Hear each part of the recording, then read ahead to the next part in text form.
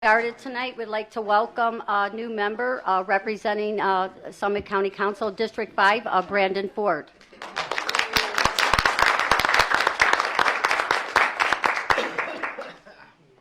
Okay.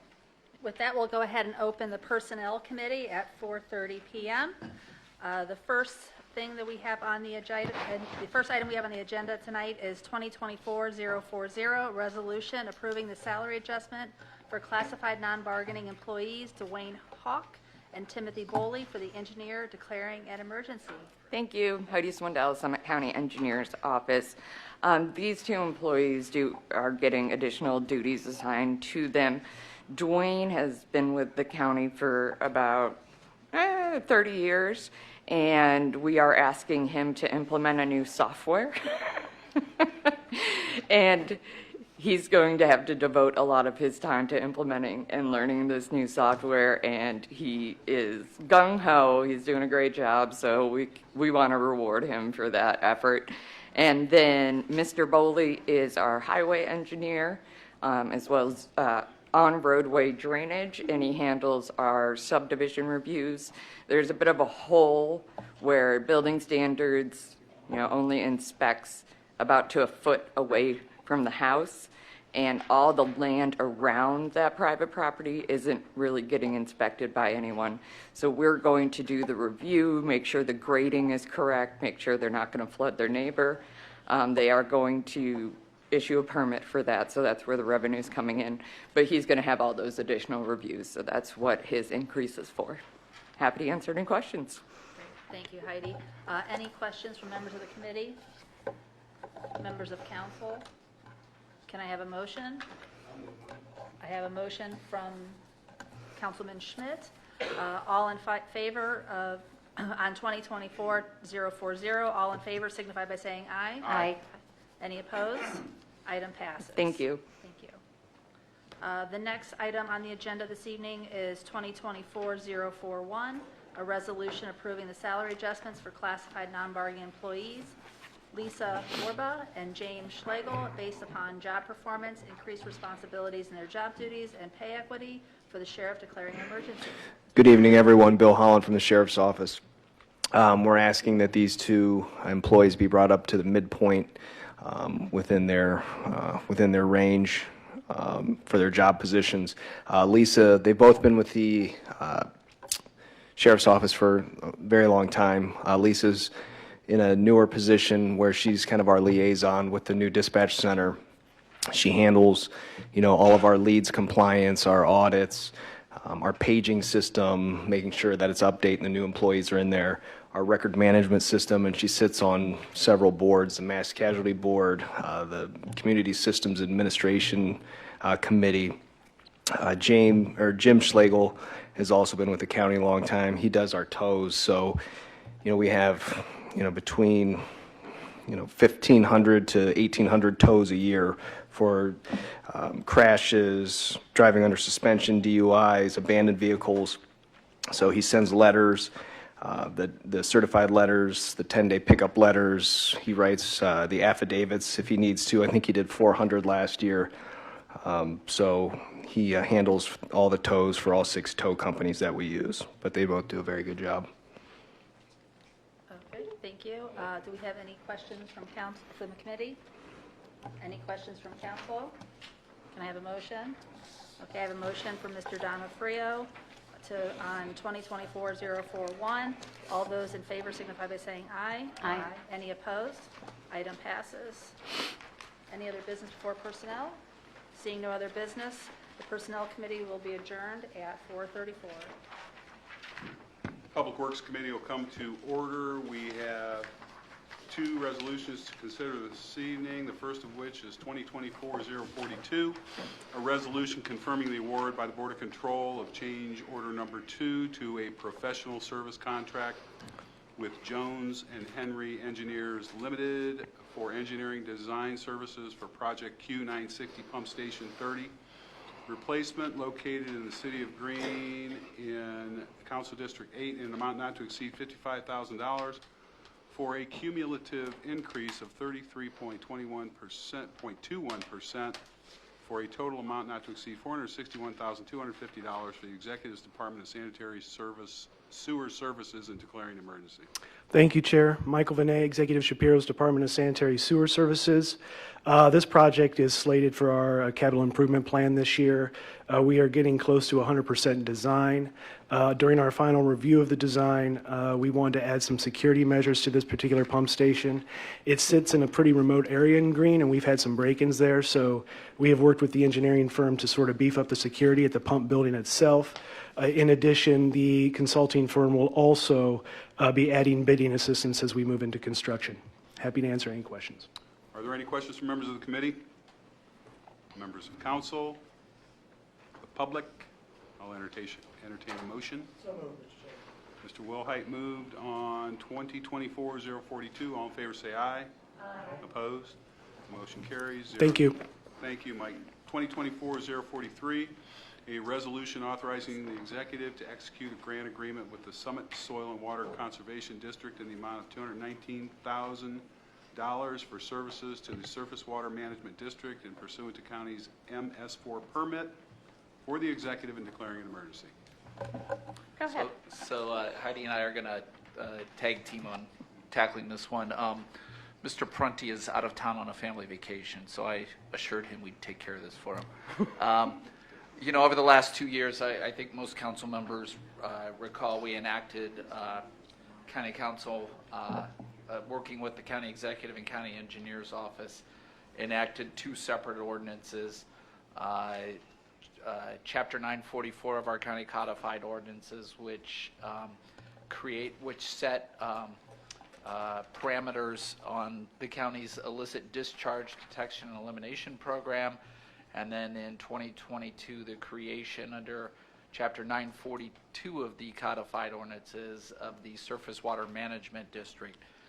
It was contemplated at the time of creation of the Surface Water Management District that the county would handle MS4 related activities for those communities that participated in the district, and that a portion of the fee structure that was set into place would set aside funds for the county to enter into a contract for those MS4 activities.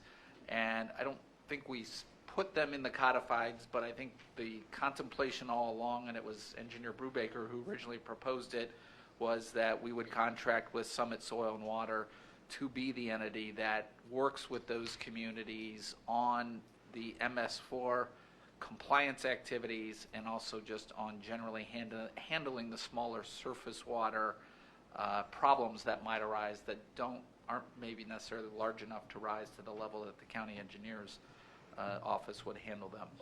This year's contract is paid for out of general fund dollars. It will be next year that the fee that was enacted actually goes into place. And Summit Soil and Water began working with those communities last year. I'll kick it over to Heidi to provide like some details of how that's going with the communities, at least their interaction with that.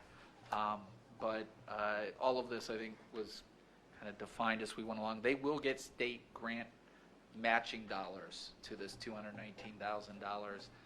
You also see when we get a little further in Finance Committee, we have the standard operating grants that we do every year with Humane Society, Victims Assistance. There's another grant there, which is the historical grant that we've provided to Summit Soil and Water. This will actually be the last year of that grant, and then this particular grant related to these activities will increase next year when fee collections begin. Heidi? And I will say I think it's been going very well. It's brand new, so we've got to get up and running, but for the most part, I think they've gotten everything kind of in place for that. They are also doing watershed services for us in addition to the MS4 compliance, so there are things called NIPSIS. They're environmental documentation that we have to have in place in order to apply for federal funds. And they're going to go through our watersheds. They've already have 2 done, and they're going through the rest of our watersheds to make sure we have that documentation approved and in place so we can get additional funding for projects. But other than that, yep, they're getting our MS4 activities done. They're doing the follow-up If there is illicit discharge, they're going to be the ones communicating with the people who might be responsible for the discharge and starting at least the enforcement process on that. If it really gets out of control, the rest of us will have to get involved, but hopefully everything can be handled down at their level. Happy to answer any questions. Very good. Any questions from members of the committee? Members of council? Public? I'll entertain a motion. Okay. Karen Dickinson moved on 2024-043. All in favor signify by saying aye. Opposed? Motion Thank you. carries. Is there any, thanks Heidi, any other business come before the Public Works Committee? And we are adjourned. Planning and Economic Development will open at 4:41.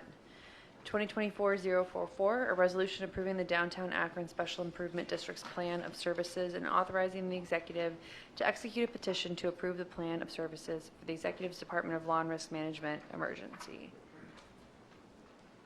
Come on up. You just introduce yourselves, name and who you're with for the record, please. Good afternoon. You can hand those to Kimberly Mark and Beckett, distribute them. Interim President, Downtown Akron Partnership, and Julie Wessel, Board Chair of Downtown Akron Partnership. Thank you for allowing me to speak briefly regarding the Special Improvement District renewal. I'm here to ask for the County of Summit's support in the 2025-2029 Downtown Akron Special Improvement Renewal. Since 1999, Downtown Akron Partnership has been administering the Special Improvement District Services Plan, working with public, private, and philanthropic partners to build a vibrant and valuable downtown, a dynamic center city for our county. The Special Improvement District is a focused entity driving change by providing improved cleanliness, hospitality and safety services, beautification efforts, business attraction and retention support, promotion of the district through communications and marketing, and neighborhood planning. Downtown is a dynamic neighborhood, growing and changing, becoming more residential, and continuing to be a thriving arts and culture hub of the county, as well as its economic center. The past couple of years have seen rapid change in downtown, construction and COVID, just to name a few, but through it all, DAP, as the contractor of the CID, is able to respond nimbly and quickly to these changes, working with our partners to address dynamics of the city's central neighborhood. Electronically, you should have received both the services plan and the annual report. They're also in your packet. The CID accounts for around 44% of the DAP annual budget, providing services, as I mentioned, clean and safe, beautification, communications, business attraction. DAP leverages these funds to receive 43% of our budget in grants and sponsorships, which mainly goes to funding events and programming, bringing people into the district. DAP also receives business membership support to expand our services throughout the district, and for every dollar that in the CID is matched by at least $1 of philanthropic or business membership support. And for the first time since our inception, we will expand the Special Improvement District boundaries to the east, north, and south to formalize some of the business memberships that have allowed for our expansion of some of our services. The expansion to the south is specifically important to align the CID boundaries with the general understanding of downtown and to bring in significant development that has happened down there in the last 15 years. By Ohio Revised Code, the district renewal requires 60% of front footage approved by petition to renew the district. I'm happy to say that we have crossed that threshold at this moment. I'm happy, and I hope that the county will join the other property owners in supporting the renewal. I invite you to join us as we drive investment downtown, as we remain a resilient hub that inspires, connects, and drives the heartbeat of our community. You have any questions? Thank you. Do we have any questions? Mr. Wilhite. Thank you, Madam Chair. A comment and then a question. First is off topic, but also on topic because it's part of downtown, and you guys have done an awesome job with the Sojourner Truth Plaza. This current issue of Smithsonian Magazine has an amazing article on the whole Sojourner Truth project. Our county executive is quoted in there, but also talks about Mr. Nash and all the work he did with the sculptures and that kind of a thing. And it's just a very, very cool thing.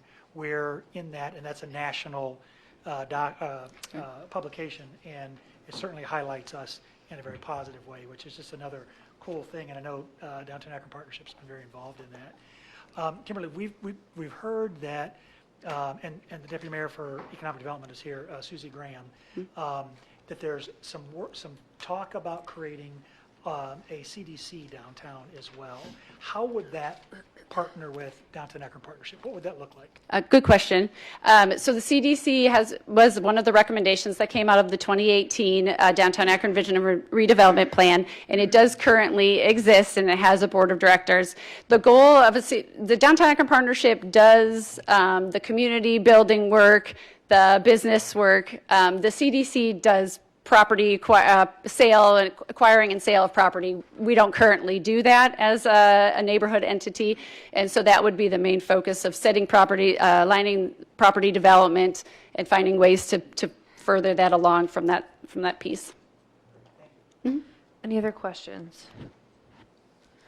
All right, Kimberly, thank you very much. Do I have a motion? A motion from Mr. Wilhite on 2024-044. All those in favor, please signify by saying aye. Aye. Any opposed? The ayes have it. Thanks. 2024-045, a resolution authorizing the executive to execute a lease renewal with the City of Akron for the lease of 32 parking spaces on the upper level B1 of the Harold K. Stubbs Justice Center parking garage located at 217 South High Street, Akron, Ohio, in Council District 4 for a 5-year term from February 29, 2024 to February 28, 2029 for $28,800 annually for the total amount not to exceed $144,000 for the length of the agreement for the Summit County Court of Common Pleas judges and various elected county officials, and declaring an emergency. Yeah, this is a renewal of a previous 5-year lease agreement with the City of Akron for parking spaces at the Stubbs Justice Center to benefit both the Common Pleas judges and the County Sheriff's Department as well. Anybody have questions on this? Do I have a motion? I'll move. I have a motion from Ms. McKinney on 2025-045. All in favor, please signify by saying aye. Aye. Any opposed? The ayes have it. 2024-046, a resolution confirming the award by the Board of Control of a construction contract with Western Specialty Contractors for the Summit County Parking Deck Improvement Project located in the City of Akron in Council District 4 for an amount not to exceed $2,112,414 for the Executive's Department of Administrative Services Physical Plants. Thank you. Brian Clark with the Physical Plants Department. We got the bids for the parking deck renovation.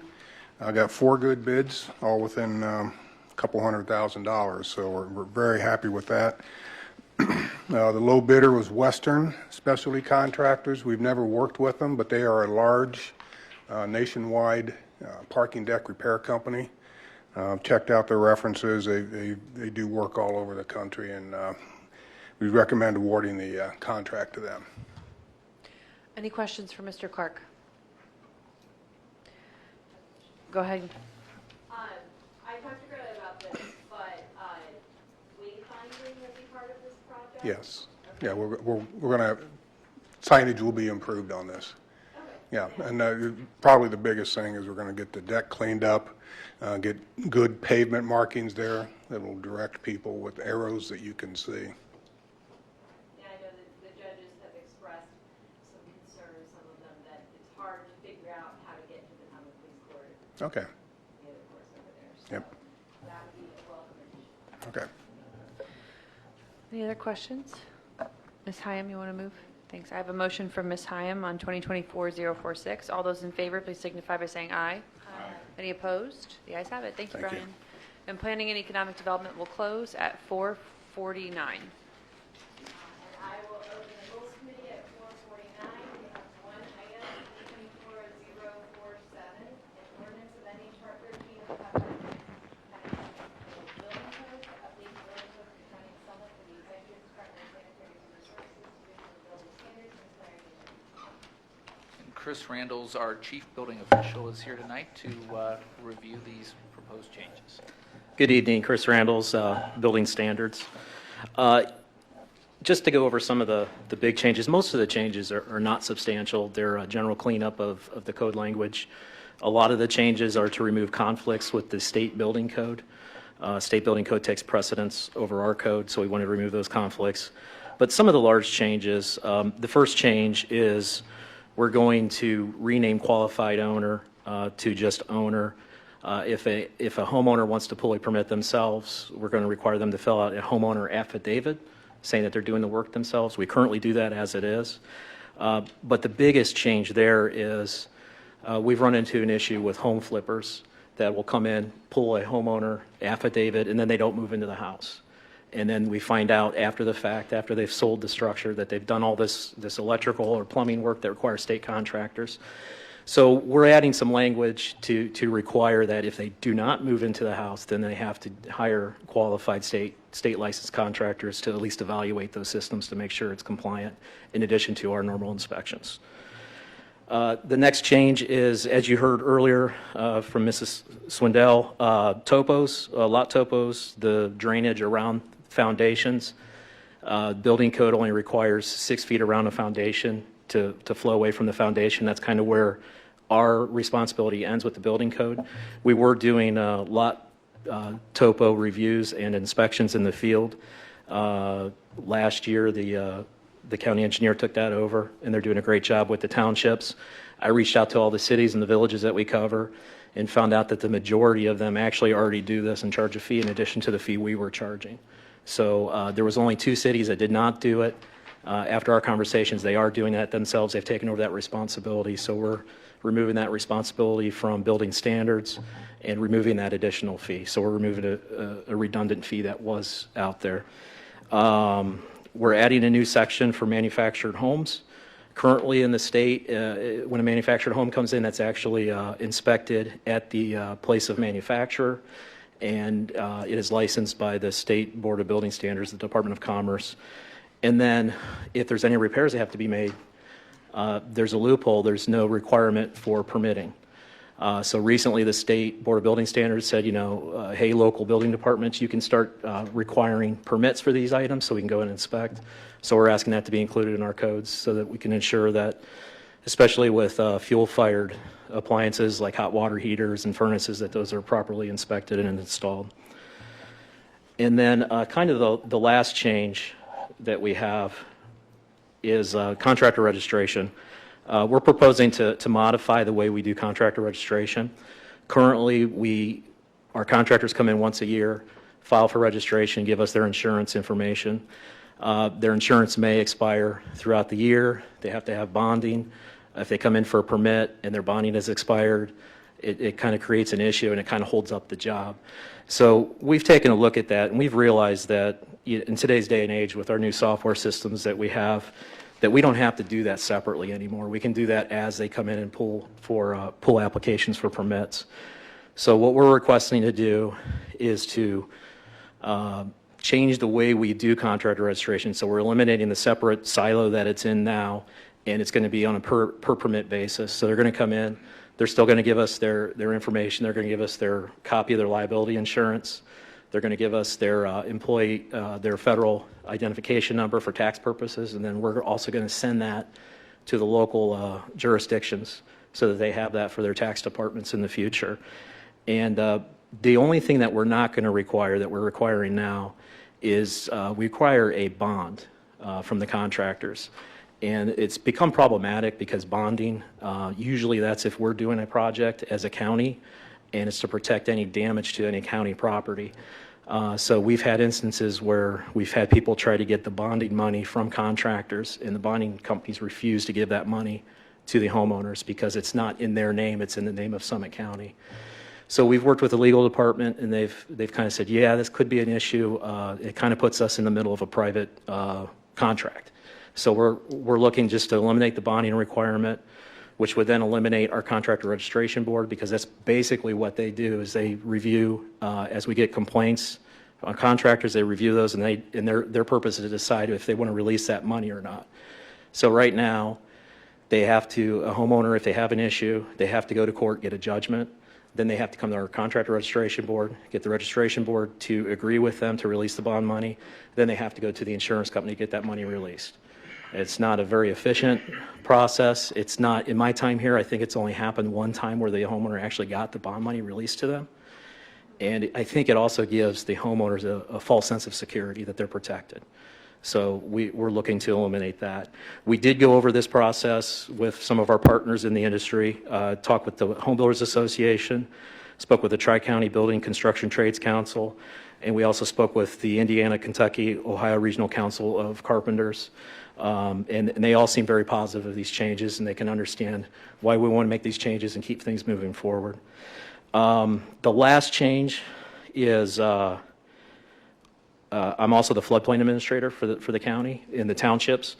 And the state of Ohio, they basically give us the ordinance that we have to enforce for that. So they're updating that. And so we're proposing to delete the entire ordinance that we have in place and replace that with the new updates from the state of Ohio. I went through it, and I don't see anything that is substantially different than what we're doing now, just some changes in language and verbiage. And if anybody has any questions, I'll be more than happy to answer them.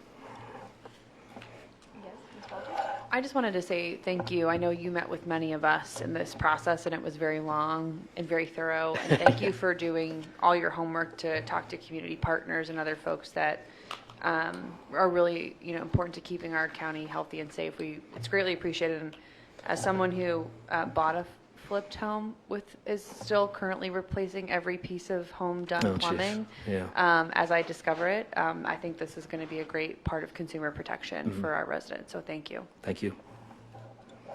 I second her comments as well. Any other questions? Madam Chair, Okay. please. Thank you. With regard to the flippers, Yes, sir. how will you identify the flipper, and what is the penalty? So right now, the way we identify them is if we get a call or one of our inspectors out in the field sees the work going on, then that's how we get involved. And then after the flippers are gone, once we get involved is the new owner will call us. And at that point, it's a little late for us. But what I anticipate with this language in the code is it gives, if it's after the fact and they're gone, it gives that new owner more of a... more of a power position with going to court to try to get the issue resolved. And then it also gives us an avenue that we don't have now.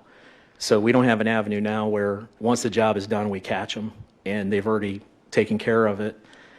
Then we require a licensed contractor to come and pull a permit. Those contractors don't necessarily like doing that because they didn't do the work. So now we can show them our ordinance that says, no, we're just asking you to evaluate it as well as us, so that we can have some sort of an assurance that it was done correctly. Okay. No, okay, thank you. Do you want sheriff's sales, because that's where many of these properties are purchased? No, I don't. Because knowing some people who do this, where they purchase the properties and obtaining those records might be of help. Absolutely, it's a great idea. We'll definitely take a look at doing that. Mr. Schmidt? Thank you. You said, you kept on referring to contractors coming down. A lot of your operation you can do online, can you? Oh, yeah, that's correct. It's just, most of our contractors actually don't come into the office anymore. It's actually kind of cool. They, with our online utilities that we can use, most of them do still come in. But we do have a number of contractors that aren't comfortable with the computers. They want to come in, they want to talk to somebody, so we're there and available for them, and we can do that as well. Saves them a lot of time having to It sure drive, does. especially if they're driving. Saves them time and it saves us time too. Yeah, absolutely. Okay, thank you, Madam Chair. Chair, please. Yes. Thank you. One other question is, a person buys a home and they suspect a flipper flipped it, Mhm. and they say, oh, wow, this plumbing and electric looks like it's done poorly. And then we get involved, right? And how do we know that that flipper actually did the work? We don't. Typically what we do is we'll do a record search. We'll see when the last time we issued any permits on that structure was. We give them all the information we have, and then they can go from there. And a lot of times too, when you go in, you can tell if it's new work or not. I mean, if it's plumbing pipe and it's not dusty and the glue still looks like it's fresh on it and everything, we know it was done recently. So that's how we know. We just look at it and go, it's Yeah, we do. Our inspectors go out and do inspections. Yep. all right. Mr. Schmidt? Thank you. You said when your inspectors are out in the field, Yes. they notice a project going on. Yes. How often does that happen, where they catch somebody? It happens quite a bit. I've got, right now, I have a 2-page spreadsheet of adjudication orders that we've sent out for people that are doing work without permits. And it's actually kind of amazing what kind of work people try to do without permits. Like I have a major city here in the county, and it's a commercial structure, and they've got foundations in. And they don't even have the local approval either. So it happens. And unfortunately, then when that happens, then they try to jump in front of the line to get the approvals since the job has already started, when we've got other folks that are doing things the right way. And then, what's your operation cost a year, building department? Off the top of your head, if you know that. Yeah, off the top of my head, I believe our budget was, from last year, our budget was for around $4 million. I think we spent $3 million. And how much do you get permit fees and stuff? And last year, my revenue came in at 3.8 million. That's good. Yeah. And the way this year's going so far, it's going to be about the same, if not a little more. Very well. Thank you, Madam Chair. Mr. Donofrio? Yeah, on the penalties, we as a charter government can still establish penalties over what the state of Ohio has, correct? That's correct, yes. I mean, do you know what our penalty structure is for? Yeah, it's, Just we typically, what we do right now, and this is running through legal, is we send the information. So we'll send a couple notices, we'll contact them, and we probably get about 85 to 90% of them will come into compliance.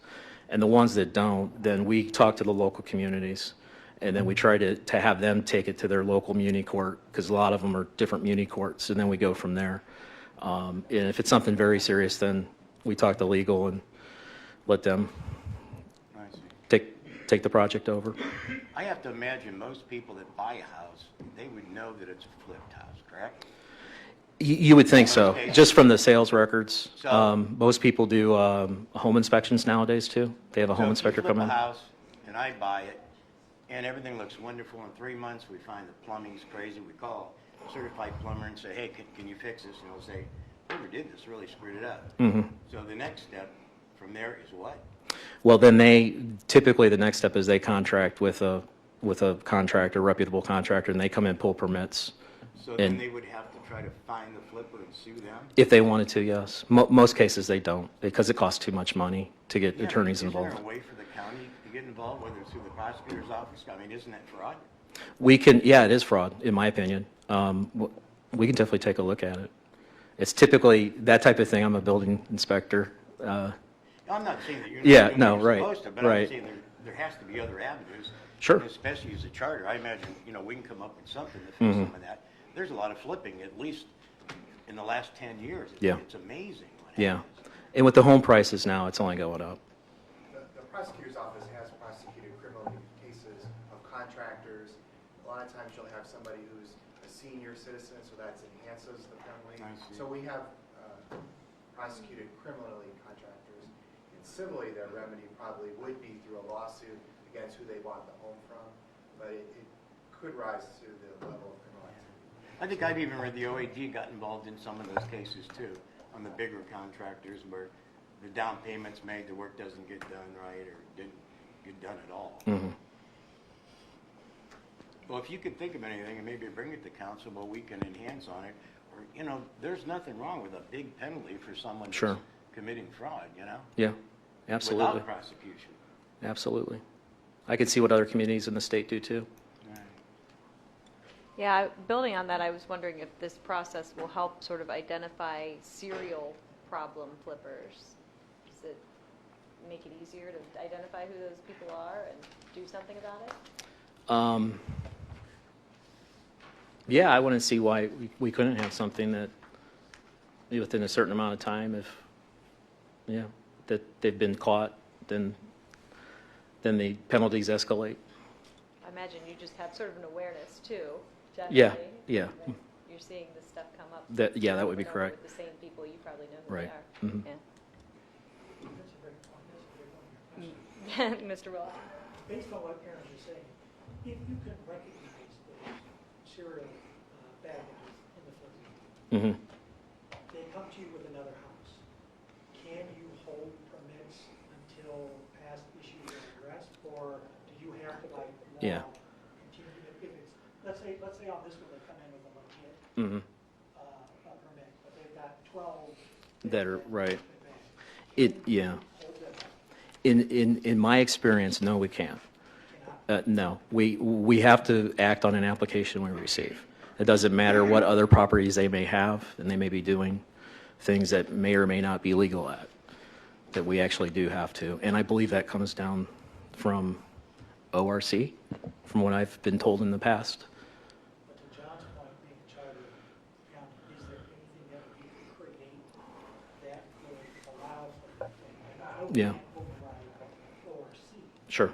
but can we, as a charter entity, come up with some kind of system that says, hey, if you're Mr. Knucklehead out there constantly ripping off people, Mhm. and you come in and you're going to be Mother Teresa this one time, Mhm. we've got to fix this. Yeah. And you've got to step up and do what Yeah. Sounds like I've got some homework. I like it. I don't think we can use Mother Teresa and Knucklehead. Well, no, we won't. Yeah, but yeah, that's just between us. Well, can we escalate penalties for people that, I think we can look at all remedies at this point. We'll take a look at it. I think we'd all appreciate some follow-up on that. Okay, I Mr. just Ford? have another question. Oh, Mr. I've Duncan. had taxpayers actually call me, and probably a neighbor, and say, hey, I see John Doe over there working on his property, and I know he doesn't have a permit. Yep. So I called, what, building department? Yes. And then, don't they have a right, let's assume it's plumbing or electrical inside the house. Don't you have a right to go into that house to verify, or they would have to No. show you somehow that they had No. a licensed plumber? The thing that gives us a right to enter a property is a permit. That's basically a license for us to enter a property. And then at any time that we're in there, if the homeowner or the person in charge asks us to leave, we have to leave. So we still have that, I think it's the 14th Amendment, that pesky thing we got to follow. But, so, if we go inside, we have to get a administrative search warrant. And we have done that. We just did that last week in Cuyahoga Falls. Is that hard to do? No, we usually have the locals get it for us. We go in with them and their law enforcement. And, but most of the time we can tell if something's going on from just doing a drive-by outside. Well, contractors usually change their names too after a while.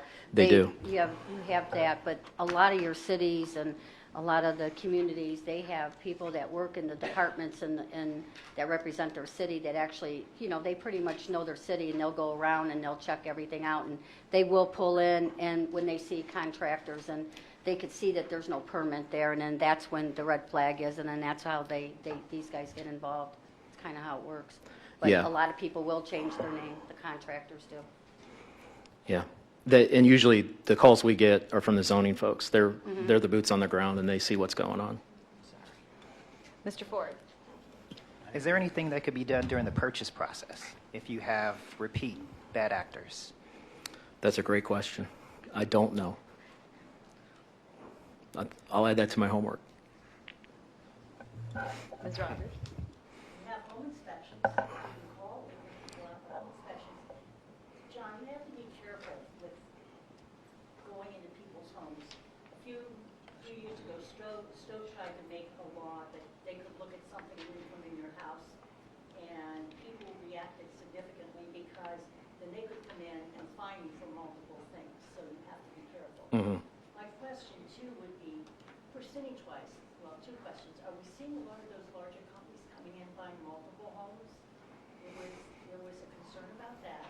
And then percentage-wise, and I know that's a tough, but how many homes versus the amount sold?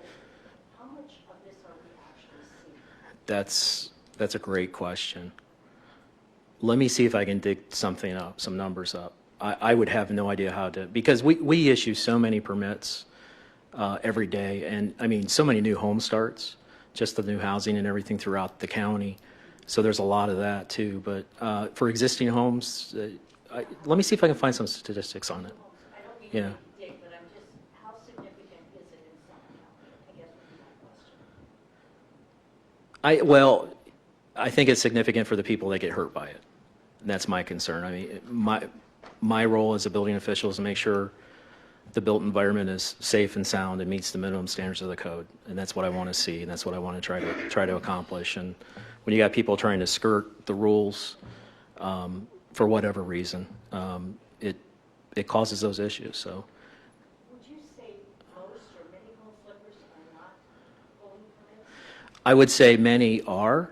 There's actually an association of home flippers that I've actually given presentations to, and they try to do things the right way. They're kind of like the Home Builders Association. You become a member, you have a code of ethics that you follow, and we really work with them. And one of their concerns, and that's why we're making some of the changes to the contractor restoration that we are, is it was too hard for their members to try to go through that process. So it's going to be easier for them to just, as they apply for a permit, to do that. So I'm going to go back and have a conversation with them once this goes through to say, hey, we did this. This is in place now. And they're going to identify the bad actors too, because it gives them a bad name as well, because they're trying to run legitimate businesses. And so, obviously we can't do it all ourselves. We got to reach out and get help. But you guys have brought up some interesting points and some more information to try to figure out if there's a better way to take care of that. Yeah, absolutely. Yes, Ms. Darrow? Also, sheriff's sales too, though, you don't have inspections. You're buying that property as Right. is, and so there's no inspections on that. And then, you have like 30 days to pay for it in full. You have a deposit, and that's it. That's how they're getting away with it. But if you're buying a home, you should have an electrical inspector come in, you should have a plumbing inspector come in. I mean, you pay for it, you should do it. Yes. Yeah. It's a good thing to have. Absolutely. Mr. Schmidt? I'll move for approval, Madam Chair. All right, any other questions before we do that? No. Okay. Motion to approve 2024-047. All those in favor? Aye. Aye. Any opposed? Thank you all. I did that too. And I will close the Rules Committee at 5. And I'll open up finance at 5:12. And first is a resolution authorizing the executive's participation in electronic poll book memorandum of understanding with the Ohio Secretary of State concerning the use of the funding provided by the state operating budget for reimbursement of electronic poll book equipment for the executive and the Board of Elections and declaring it an emergency. Good evening. Lance Reed, Summit County Board of Elections. Pete Ziegler, Board of Elections. So this came about as a replacement for our electronic poll books. This is statewide money that's available to us. We're able to get reimbursed up to 85% of our purchase cost. So right now we're looking at two particular vendors, our current vendor 10X, and then a second vendor, No Ink. The Secretary of State's office issued an advisory in August of last year requiring us to complete the entire process by May 1st of this year. So this is kind of laying the groundwork for us to get the memorandum of understanding kind of out of the way, so that as soon as we get through the primary election, we can make our decision and keep moving forward so we can use this money before it expires. Committee questions? Yeah. Go ahead, Blair. What kind of money are we talking about? Yep, so we've gotten one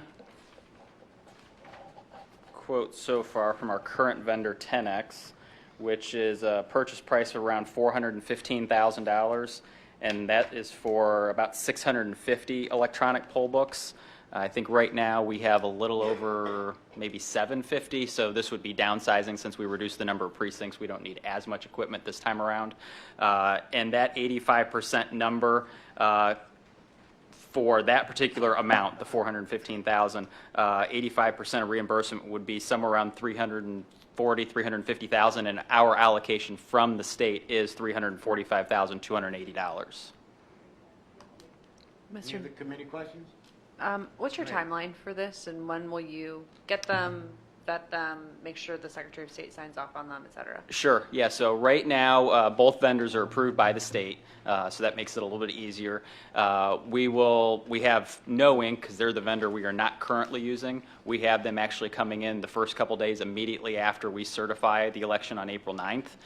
So we'll be able to do a deeper dive into their software and equipment over those couple days, and then everything else will be done in a very quick timeline over the 3 weeks after that, so that we have the May 1st deadline to get everything wrapped up by. Thanks. No, well, that's why we wanted to go ahead and get this What- part moving so it was out of the way. With the equipment we decommission, what happens to it and where does it go? That's a good question, because right now they're Apple iPads. That's the equipment we currently have was paid for 100% by the state. I don't know exactly if that's something we can use as a surplus item and be able to pass along to any other agency or what the case may be. I have not done a deeper dive into that yet. Any other council questions? Can I have a motion? I'll move, Mr. Chairman. Ms. Rogers moves on 2024-48. All in favor? Aye. Opposed? Motion carries. Next is Thank you very much. 2024-049, a resolution confirming the award by the Board of Control of a purchase contract with AT&T as best practical source to provide local Centrex telephone and long-distance service for a one-year term from 1/1/24 through 12/31/24 in an amount not to exceed $168,000 for the Office of Information Technology and declaring an emergency. Good evening. I'm Dennis Babb from the Office of Information Technology. We're here to get a one-year renewal for our AT&T Centrex contract. In the past, we've done these in 3-year increments. AT&T informed us last year that they would prefer to just do 1-year increments. They're trying to get us off of Centrex.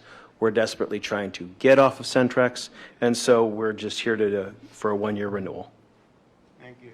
Committee questions? I'll move on this. Can I ask a question? Go ahead. Did you have any blips in the system when the whole western side of the America? Oh, with the wireless. Our team, so I also am in charge of the support desk. So we got a few folks complaining that their AT&T cell phones, because we have FirstNet service, a few of them were having some issues, but we really didn't see a whole lot of problem. And our AT&T LAN service, there was no issues. So, all right, yep. Any other questions? I have a motion from Mrs. Walters on 2024-049. All in favor? Aye. Opposed? Motion carries. Thank you. Thank you. And the last item is 2024-050, a resolution authorizing the executive to execute grant agreements with various Summit County nonprofit organizations and state mandated entitlees in an amount not to exceed $906,900 for the year 2024 as set forth in Exhibit A for the Executive Department of Finance and Budget and declaring it an emergency. Thank you, Mr. Chair. Phil Montgomery from the Executive's Department of Finance and Budget. We have before Council this year's list of grants and mandates for 2024. There are 7 in total. I have only asked 3 groups to come speak tonight, so we won't have everybody presenting. But the list of grants in Exhibit A are the Summit Historical Society. That is the only grant on here that increased a little bit this year, and that is in recognition of their 100th anniversary that Leanne's going to talk about here in a few minutes. The Humane Society of Summit County for a humane agent. The Ohio State University OSU Extension here in Summit County. Summit Soil and Water that Brian discussed earlier with the Conservation District. Victim Assistance. The Development Finance Authority of Summit County. I know Chris is here to kind of wave and say hi, but and the Ohio and Erie Canalway Coalition. Dan Rice will be here to speak on behalf of that organization, and I promised I made him keep it short to 3 minutes. He assured me that means it'll probably be 5 or 6, but 3 was what we talked about. Did you want me to clock him? Yeah. So with that, I'm going to invite Leanne Neff Hepner up to talk about the Summit Historical Society.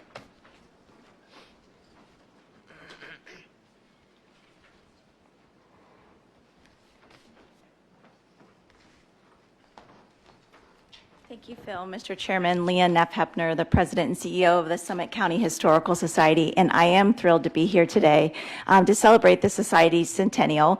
I apologize, I am 1 short of booklets, so I'll make sure that we bring that down to the office so you have that, but everyone will have a list of the centennial events. And upcoming next is the Women's History Project, the Woman of the Year Awards, which the county and Executive Eileen Shapiro is our premier sponsor, and I encourage you all to attend. We're really excited for this opportunity for our centennial to recognize the 7 women of the DAR, the Cuyahoga Portage chapter, who were our founders. And we'll be doing a number of events, inviting people to the Historical Society, but other places throughout the county. And we'll also be bringing people to this location. I'm on the board of the Ohio Local History Alliance, and so our Region 3 meeting will be here next month. And I'll also be actually going down to Columbus tomorrow to speak with the head of the Ohio History Center, Ohio's Historical Society, about the Underground Railroad for Black History Month this month. We'll also be bringing the Northeast Ohio Museum Council to town as well. So we're really excited to be able to show everyone about Akron and Summit County, and to highlight the role of our work at the Perkins Stone Mansion, the Old Stone School, and the John Brown House. And I am happy to take questions. Committee questions? Go ahead, Gordon. The eclipse. Yes. Are you doing a special programming, inviting people in? Because the zoo board today, they're inviting people in too. Yes, so we will be doing something that a lot of museums are taking a hold of in the area, and doing things on Saturday and Sunday that may have a cost associated with them. And then on Monday, we're going to actually be open for free. And our shepherdess, Edie Harden, will actually herd sheep. And in 2017, when there was a partial eclipse, the sheep did notice the difference. And so you'll be able to see that on our location. But that day, it will be free. And we're working to have glasses that we will give to all of our members and then have available for sale that day. You're welcome. And I should mention that the astrology teacher at Firestone CLC is going to be one of our speakers for that weekend opportunity. Brian, I keep telling everybody to talk to Tommy Smoot to understand how crowded and significant farmlands are selling parcels, bringing parcels. It's going to be unbelievable. Councilwoman, we did a live stream 2 weeks ago where Tommy was on, the public health director was on, NASA. So that's still available on the executive's Facebook page if anybody wants to watch that. There were things that I had not thought of. If you're allowing people to park on your lawn, if you have a cistern or a well, those sorts of things. So yeah, that's still available. I heard on the radio today that something that happened in Kentucky, it took someone an extra 6 hours to get home. It's going to be unbelievable. So we did meet with the Tourist and Convention Bureau, and they advised us through Homeland Security and other agencies that when we have an event, don't let people leave as soon as the eclipse is over, because that's where we're going to have the bottlenecking. So as nonprofit agencies, we're going to be looking at doing programming that will extend that opportunity to alleviate the stress on the infrastructure. Yes. Just to tie it on the eclipse thing. So with the executive's office, you issued a press release that has a lot of people confused, because there are events going around all around Summit County, and they're told to stay home. So how do we balance that for people wanting to experience the event versus being told they're supposed to stay home that day? Sure. So our message has been come early and stay late. And if you are a Summit County resident, we encourage folks to walk or bike to the events that they can, and allow the visitors from outside Summit County to come and enjoy all that we have to offer, in the hopes that they'll come and get a taste, and then they'll come back, next month or later in the year to check out maybe something that they saw when they were here just visiting. So we are encouraging people to enjoy the eclipse, but to walk or bike from their homes to allow for emergency responders to be able to get where they need to get. The estimates have been fluctuating, but suffice it to say that Route 8 will be super challenging that day. 77 should be challenging. It is every day. Well, that's fair. That's fair. Yes. I know that there are lots of events in Cuyahoga Falls and some events here in Akron. Leanne, one other question. Are you limiting the number of people? Are you advertising that? Because the zoo's only going to permit 2,400 to come in. Usually they have 8,000 a day due to the parking issue. We are not, just because as a smaller agency, we recognize that there are a lot of larger events going on. And so I can tell you in 2007, we had about 500 people on our property, and our properties can hold over 1,000. So we're comfortable with that. I believe Greta is right. Parking is going to be the premium. Any other council questions? April B. Can I have a motion, please? We got a couple more presenters, Mr. Chair. So Thank you so much. I look forward to seeing you at Centennial events this year.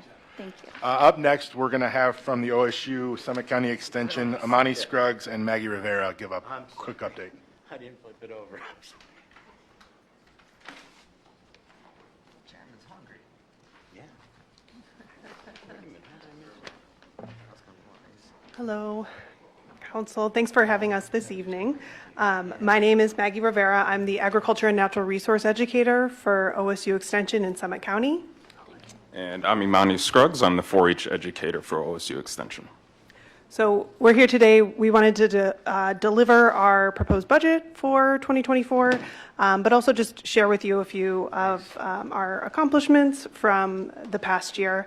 So OSU Extension, our mission is to create opportunities for people to explore how science-based information can improve social, economic, and environmental conditions. We help people access this research-based information through OSU, but also other higher learning universities, all of our land-grant universities, and all of our local universities as well. And we help them use that information in their pursuits. So we complete programming across a few different areas. We have our agriculture and natural resource programming. We have our 4-H and youth development programming, and we also have our food and consumer science programming. So our budget proposed this year is very similar to last year, so there's not a lot of changes there. I'm happy to take questions, but I'm just going to kind of go on to updating you on some of our work in the past year.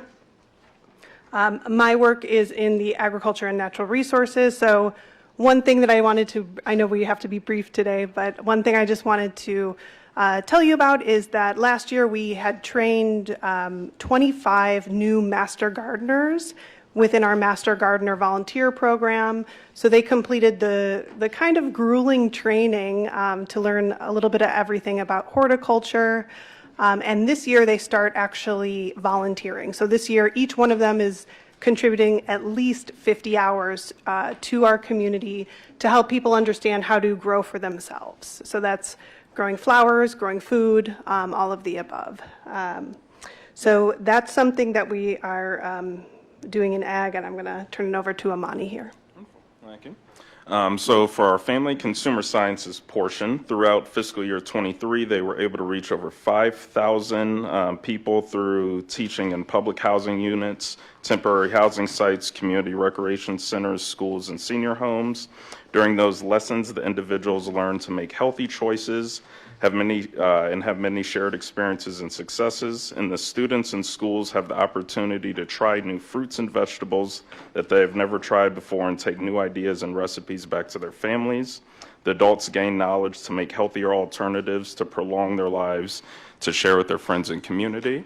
And as far as the 4-H programming is concerned, most of our impacts you guys will be able to see through the documents that we provided. But I did want to tell one little anecdote that I think speaks to the power of extension programming before we leave. So this past Thursday, well, I've been working there for a little over a month now, but I work with Kathy Halloum, who's the reentry programs coordinator at the Dan Street Juvenile Correctional Facility. So through the programming there, I was explaining some to the kids about the work I do at the county fair with all of the animals, and chickens got brought up, and one of the youth spoke about the Chick Quest program that we send pretty much all of the third grade classrooms throughout Akron Public Schools. And so after he brought that up, I was like, oh, well, OSU Extension actually runs the Chick Quest program. So the kids got to connect a little bit and reminisce about going through that program. And I would say about 75 or 80% of the youth that we were working with that day had been through it. The reason I bring this story up is it speaks to how kids who have obviously had a lot going on in their lives over the past decade or so were able to remember this very specific 3-week-long experience that had little to nothing to do with their lives at that point in time. And it just shows the impact that bringing like novel programming and a new learning experience to youth can really do. And I think Extension excels in showing kids different, fun, and very hands-on, I guess, learning opportunities that they may not get in other atmospheres. So I'm really proud of our programming for that, and it was a really cool experience to hear from youth that probably aren't going to become farmers one day, but were able to connect their lives through agriculture through this one experience that they had. And then lastly, we're very excited to let you all know that we are going to be hiring on a new 4-H and A&R, so Agriculture and Natural Resources Educator. We're in the process of interviewing for that right now, and it's going to be fully funded by OSU for 3 years. So that will allow us to really, really increase our capacity, because right now it's just Maggie and I are the educators, and then we have our family and consumer sciences staff. So we're looking forward to hopefully bring you even more numbers and impact stories moving forward. Thank you for your time, and we are open to any questions. So how would a community member be able to get in touch with a master gardener or a farmer's market? Absolutely. So you can, the Master Gardeners of Summit County have their own website. So if you just Google Master Gardeners of Summit County, you'll find their webpage, and it has all the information on contacting them. But one of the best things we have now is a voicemail callback line. So people are able to call a number that's listed on the website and leave a question, and then a Master Gardener will do their research and call the person back with some helpful information. And we are also at all of the various farmers markets. I won't say all of the farmers markets, but various farmers markets. We have a table, and folks can approach the table and ask their gardening questions. Yeah, there was one at the Barberton Farmers Market, and that was just I'm really sorry, nice that's to be mine. accessible. It's an alarm going off. I apologize.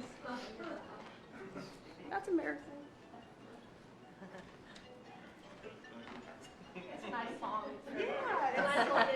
It's not too grating, is it? I apologize.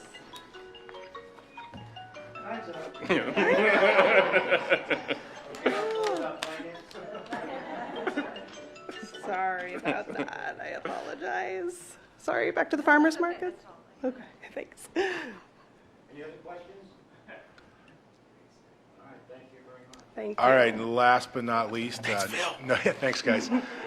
No stranger to council, and the grant for Ohio and Erie Canalway Coalition, as council hopefully recalls, is two-stepped, and Dan will go through it. But it's our annual contribution towards trail development, but also it's the county's commitment towards the reimagining the Akron Civic Commons project. And I was reminded over the weekend on social, Dan, 8 years ago this weekend, we were in Chicago and landed that grant. So with that, Dan Rice. Thank you very much, Phil. And Mr. Chairman, members of council, really appreciate the opportunity to be here with you again this afternoon, and I will be brief. So I shared with you some materials which show you the history since 2001, over the past 22 years, the impact of the Summit County Trail and Greenway program. It has leveraged over $25 million. We've been able to award 114 grants, and for every $1 county investment, we're leveraging $16 of local, private, state, and federal investment. So we're very grateful for your incredible support. It has enabled us to develop and actually be the first county to complete the towpath trail, as well as develop connector trails throughout the entire county. In 2023, 2 of our grant projects included Mill Pond Mud Brook in the city of Cuyahoga Falls, as well as the North Fork Preserve in Bath Township. So we're very blessed and fortunate to be able to have these seed grant dollars, and so we're very grateful to you. So thank you very much for that. And then secondarily, as Mr. Montgomery mentioned, you've been incredibly instrumental with the reimagining the Civic Commons, or Akron Civic Commons project. And these are 2 signature park projects, both here in downtown, right behind us here at Lock 3 Park, as well as the North Shore Summit Lake. In your materials, I believe I shared photographs of you, many of you folks, I think, actually were able to attend either the groundbreaking or the ribbon cutting for the Ohio and Erie Canal Summit Lake Trail. It was actually completed on time and under budget. It was actually dedicated this past 2023, and it was actually, the groundbreaking was in 2022, within about 11 months. And so the next phase of the Summit Lake North Shore project is actually underway as we speak. We actually bid out the site work. They're actually doing the site work construction starting this week, and they should be complete by May, and then we'll be bidding the buildings in March, and the goal was actually to have it completed by either the end of 2024 or by the first quarter of 2025. Again, still honoring our commitment to the neighborhood residents, breaking that legacy of things done to and not with, and then delivering what that they would like to see. And then lastly, obviously, Lock 3 Park, again, underway behind you here. We actually had a groundbreaking in April of 2023, and it is on schedule and it is on budget to be completed in the fall of 2024. So you will all be invited for a grand opening of Lock 3 Park in 2024. We might actually even have maybe kind of a rolling grand opening, maybe something in the fall, something in the wintertime, and then something in the summer of 2025. But all of this work would not be possible if it was not without our neighborhood residents, because they are the reasons for why we're doing this work. This truly is resident-led work. And then lastly, without the leadership of Summit County Council, Summit County Executive Eileen Shapiro, Mayor Malik, and all of our funders. I mean, you see the list of the funds that we've leveraged. Your $1 million of investment has actually leveraged about $29 million other dollars. And we're continuing to do our fundraising. So I'd be happy to answer any questions. Committee council. I think I did under 2 minutes, Mr. Montgomery. And thanks for everything you do. Thank you, Mr. Dunfrey. I appreciate it. Yep. Christine, you may want to talk about the walk. Okay, So yes, we are in the planning stages of putting together our Let's Move Summit County hike and bike. Gloria and I serve on that committee. Our former colleague Veronica Sims asked me to step in to take the chair role. But yeah, May 18th, so please mark your calendars for May 18th. We will be, there's a save the date that is out if you haven't seen it already, but we'll also be having registration information coming out for you as well. Absolutely. Thank you. And the trail has changed with the pavement going around. You don't have to walk through grass. Yes. It'll be very nice. Yeah. It's a completely paved trail. You're absolutely correct, Councilwoman. Just as a personal for me, are there many fishermen out there, something like that you see now? Oh, absolutely. Very much so. Matter of fact, Councilman, when we actually surveyed the people who fish at Summit Lake, they basically told us to be quiet because it is the best kept fishing spot in Northeast Ohio. Bass, blue. Catch and release sign? Well, actually, there are regulations out there about how much the fish they can eat, but the environmental quality of Summit Lake has actually increased over the years and improved tremendously. We did an environmental study in 2018, and it basically said the water in Summit Lake is the same as it is in the Portage Lakes, Lake Erie. You're going to want to wash your hands if you dip your hand in the water, but it is perfectly fine for canoeing, kayaking, and paddleboarding, and fishing. Mr. Chairman? Thank you. So is there a way to tell, or a map that would show what areas of the towpath are paved versus not paved, just because, it's so much more handicap accessible to some residents? And Correct. That's a good question, Councilwoman. I will double check to see if our strip maps that actually are completely free, if they actually, I believe they might actually show which sections are crushed limestone versus paved, but I will double check that. And if past ones have. If not, we can definitely look into that because that's a really good point because accessibility is really important, whether it's a paved surface or a crushed limestone surface, but also even making sure that we have places where people can sit and pause because sometimes people can only walk so far. And that is something that was definitely taken into account when we did the design for Lock 3 Park as well. Oh, great. Well, I'd like to concur that we're so lucky to have the towpath go all the way from the bottom of Summit County to the top. So thank you for your work in that. Well, but also our partners at Summit Metro Park. It's in all city of Barberton. I just was meeting with Mayor Judge last week, so more to come. But we're very blessed and fortunate. Thank you. Thank you. Yes, ma'am. I never thought of it. What about restrooms along the trail? That's a significant issue for children?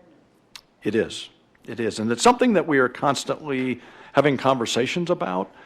And so we're working with our park partners to see how might we increase that. So for instance, within the section here, 3 miles in downtown, there are a number of restrooms. There's one in Ohio and Erie Canal Park between Barges and Thornton. And we've actually used some of our Akron Civic Commons funding to actually refurbish those restrooms and keep those open. But unfortunately, there's been some vandalism. But we are always constantly looking about locations approximately maybe 2 miles apart, ideally, if there can be a restroom within that area. And again, through working with some of Metro Parks and all of our park partners in the city of Akron, that is something that, again, we always try to keep in mind. That's a big issue. Absolutely. Absolutely.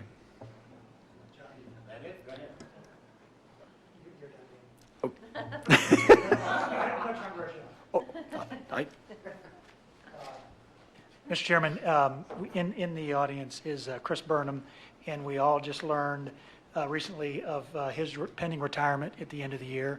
There'll be plenty of time to do accolades and what have you, but Chris, I personally just wanted to say thank you for over 20 years of just unbelievable leadership, and the work that you've done to help grow this community is outstanding. So congratulations on your retirement. Hopefully you're not too far. We know where you live. Mr. Donofrio, I'll move on this. I'll move on the bill. Okay, Ms. Walters moves on 2024-50. All in favor? Aye.